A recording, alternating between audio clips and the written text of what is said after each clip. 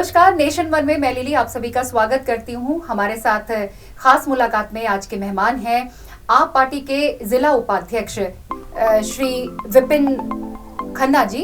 विपिन जी, आपका बहुत बहुत स्वागत है हमारे कार्यक्रम में। सबसे पहले आपसे जानना चाहेंगे, नगर निकाय चुनाव चल रहे हैं और बहुत ही जोरों पर जो है आप पार्टी इस वक्त आगे आई है और रजनी रावत जिनको कि पैराशूट कैंडिडेट के तौर पर देखा जा रहा है, क्या कुछ कहेंगे? क्या स्थिति है इस वक्त शहर में यदि बात की जाए? देखिए, हम रजनी रावत जी पहले से समाज सेवी रही हैं और समाज के लिए बहुत उन्होंने काम भी किए हैं और हम उन्हें पैराशूट नहीं कह सकते हैं क्योंकि आम आदमी पार्टी जनता के लिए काम करने वाली है, विकास के लिए काम करने वाली है, तो हम उनको पैराशूट तो नहीं कह सकते क्योंकि कहीं ना कहीं उन्होंने पब्लिक के लिए ही काम किया है। और दूसरी बात ये भी हम कह सकते हैं कि उनकी जमीन पहले से ही तैयार है और पहले भी वो पूर्व में भी 2 इलेक्शन लड़ चुकी हैं और 2008 के इलेक्शन में तो वो लीड कर गई थी। कहीं ना कहीं आरोप भी लगे थे भाजपा पे कि उन्होंने किसी चाल के तहत उनको जो है हराया था।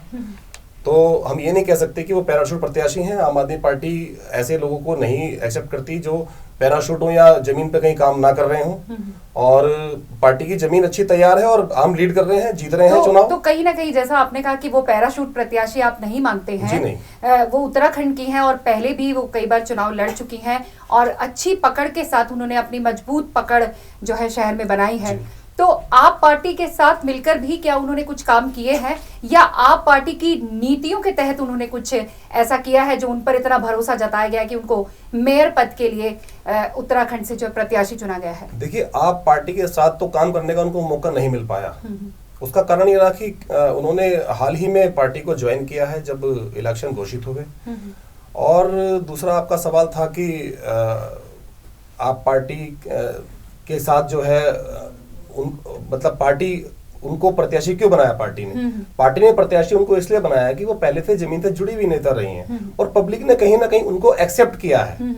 और पहले भी वो मैंने पहले भी अभी आपको बताया पहले सवाल में कि पहले भी वो एक इलेक्शन लड़ चुकी हैं, 2 इलेक्शन लड़ चुकी हैं। उसमें जनता ने उनको हाथों हाथ लिया है और जनता ने उनको अपनाया है क्योंकि पहले से उन्होंने समाज सेवा की है और जनता के साथ हमेशा कंधे से कंधा मिलाकर वो चलती रही हैं। इसीलिए आप पार्टी ने उन पर भरोसा जताया है और आप पार्टी को यह भी भरोसा है कि आने वाला जो नगर निकाय चुनाव है 18 तारीख को जो वोटिंग होनी है उसमें हम लोग लीड ले रहे हैं और जनता हाथों हाथ आप पार्टी को ले रही है और हम लोग जीत दर्ज करवाने जा रहे हैं।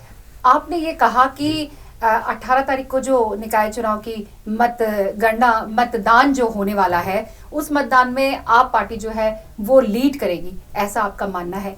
वहीं यदि बात की जाए जो ये चुनाव हो रहे हैं इसमें सिर्फ 7 वार्ड हैं जहां पर आप पार्टी ने अपने प्रत्याशी उतारे हैं, तो क्यों इतने कम प्रत्याशी? क्या आपके पास प्रत्याशियों की कमी है या पार्टी के पास ऐसे जुझारू लोग नहीं हैं जो पार्टी की नीति पर काम कर सकें?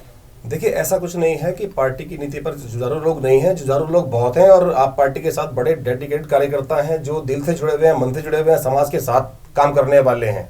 लेकिन जब इलेक्शन मोड, क्योंकि अचानक से इलेक्शन घोषित हुआ है, अब कारण ये रहा है कि हमें कोई ऐसा चेहरा, ईमानदार चेहरा नहीं मिल पाया जिस कारण से हम लोग अन्य निकायों पे अपने प्रत्याशी नहीं उतार पाए। लेकिन जितने भी प्रत्याशी हमने उतारे हैं वो ईमानदार लोग हैं, समाज के साथ काम करने वाले हैं, जनता के साथ जुड़े रहने वाले लोग हैं और विकास करने वाले लोग हैं, काम करने वाले लोग हैं। इसलिए हमने 7 निकाय पे उतारे हैं और अगर हमें और मिलते, ईमानदार प्रत्याशी मिलते तो उनको भी हम लोग जरूर मौका देते। जैसा आपने कहा कि आपको समय नहीं मिला इस बात का, लेकिन जो कार्यकर्ता है वो आप पार्टी से काफी समय से जुड़े होंगे, तो ये मुझे नहीं लगता कि ये एक आपका कहना ठीक होगा कि सिर्फ 7 ही जो निकाय थी, 7 ही जो वार्ड थे, सिर्फ उन्हीं में आपको बेहतर कार्यकर्ता मिले हैं क्योंकि वो ईमानदार हैं, बाकी जगहों पर, बाकी वार्ड्स में आपको ऐसे कार्यकर्ता नहीं मिले हैं।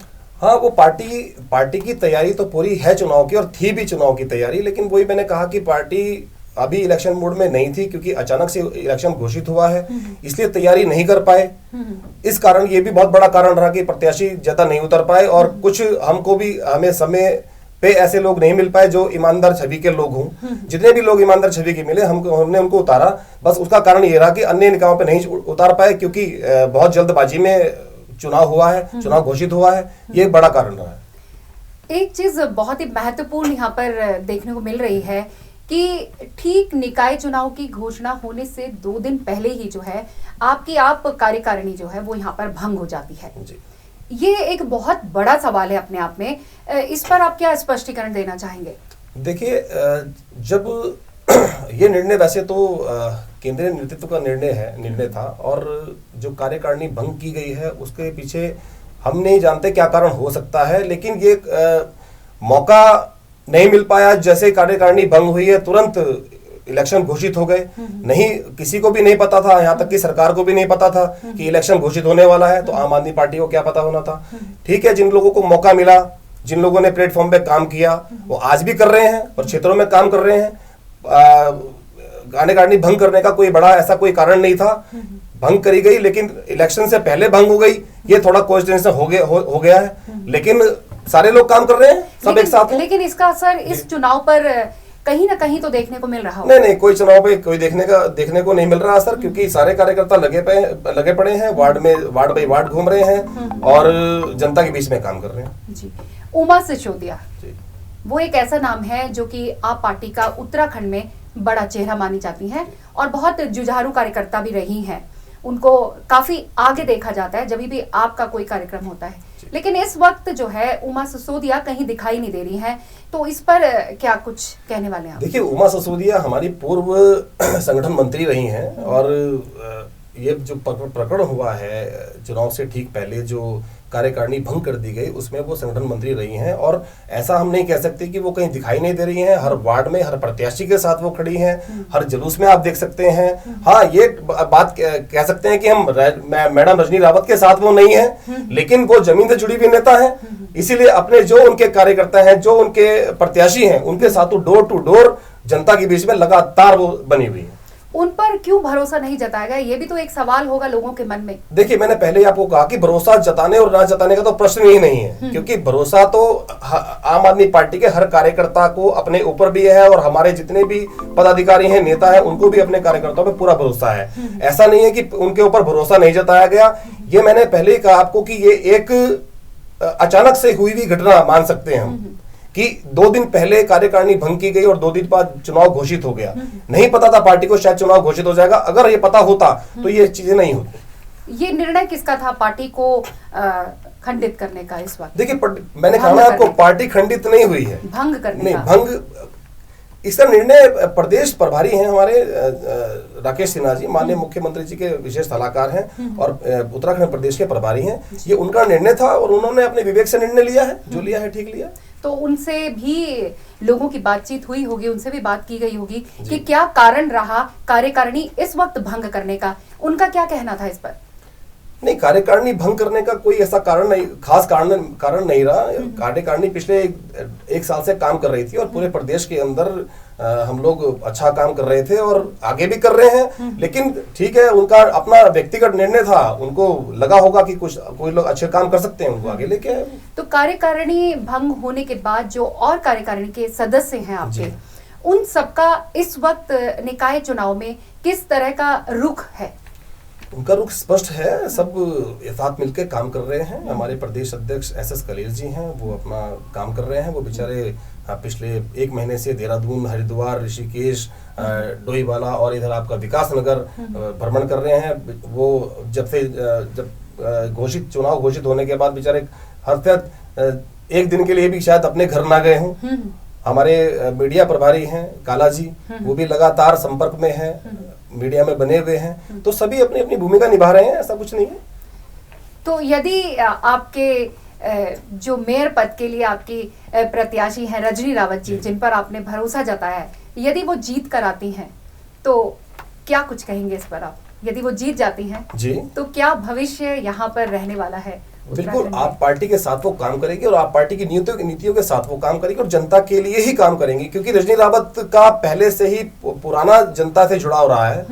गरीब बेटियों की शादी कराना हो या किसी का इलाज कराना हो या अन्य प्रकार की कोई मदद चाहिए हो, तो रजनी रावत हमेशा तैयार रहती थी और जनता ने उनको हाथों हाथ लिया है। अगर वो मेयर बनती है तो निश्चित रूप से जो है उत्तराखंड में जो नगर निकाय देहरादून है, इसका विकास होगा और उसके लिए हम वचनबद्ध है। क्या प्राथमिकताएं रहेंगी? कुछ आप लोगों ने भी अपनी सूची बनाई होगी जी। कि यदि आपका मेयर आता है तो शहर की जो दिशा और दशा है उसको इस तरीके से परिवर्तित किया जाएगा। देखिए, सबसे पहले तो आम आदमी पार्टी का एक ही विजन रहता है कि भ्रष्टाचार मुक्त प्रदेश।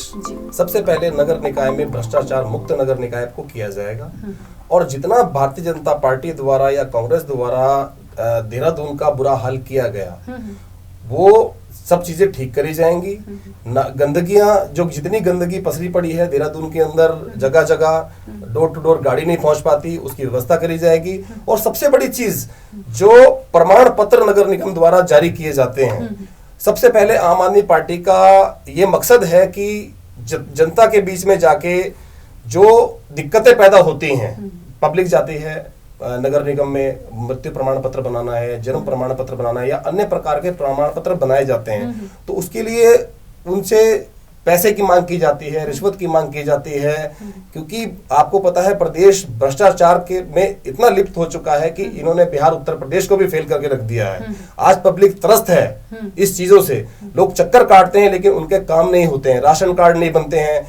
भाजपा कांग्रेस वोटर कार्ड तो बनवा देती है लेकिन राशन कार्ड किसी का नहीं बनवाती। तो हमारी व्यवस्था यह है कि अगर हमारी प्रत्याशी जीत के आती है, नगर निगम हम जीतते हैं और हमारा मेयर बनता है, तो हम व्यवस्था ऐसी करेंगे जैसे हमने दिल्ली के तर्ज पे की है। दिल्ली में हमारा जो सरकार हमारी जो चल रही है वो घर घर जाकर अधिकारियों को बोलती है कि आप इनके प्रमाण पत्र घर में बनाइए जाकर। तो वही व्यवस्था हम लोग यहाँ पर लागू करेंगे। हमारा प्रयास रहेगा कि अधिकारी जनता के पास जाए, जनता अधिकारी के पास ना आए, समय भी बचे, पैसा भी बचे और भ्रष्टाचार मुक्त जो है ये नगर निकाय हो। चलिए, बहुत बहुत शुक्रिया। आपने बहुत छोटे से समय में काफी जानकारी हमें यहाँ पर दे दी है कि यदि आपका मेयर पद का प्रत्याशी यहाँ पर जीत कर आता है तो किस तरीके का हमारा जो नगर निगम है वो होगा और किस तरह से अधिकारी जो है वो डोर टू डोर लोगों को सर्व करने के लिए उनके घर तक पहुंचाएंगे। आप पार्टी का ये संदेश यहाँ पर मैं आप तक पहुंचाना चाह रही हूँ। आप हमारे साथ इस कार्यक्रम में जुड़े, इतना आपने कीमती वक्त हमें दिया, आपका बहुत बहुत शुक्रिया। तो ये थे आप पार्टी के विपिन खन्ना जी, जो कि जिला उपाध्यक्ष हैं आपके, जिन्होंने तमाम बातचीत करी और पार्टी पर उनका काफी भरोसा है, वो उनकी बात से यहाँ पर हमने महसूस कर लिया है। और पार्टी की नीति और पार्टी के अंदर जो भी गतिविधियां होती हैं उन सब को लेकर आगे बढ़ने का उन्होंने एक जो बीड़ा उठाया है वो कहीं ना कहीं उन्हें आगे नेतृत्व प्रदान करने की क्षमता देगा। ये हमारी आपके लिए शुभकामनाएं हैं। धन्यवाद। तो मेरे साथ इस वक्त खास मुलाकात में इतना ही। देश और दुनिया की तमाम बड़ी खबरों के लिए बने रहे नेशन वन के साथ। मुझे दें इजाजत। नमस्कार।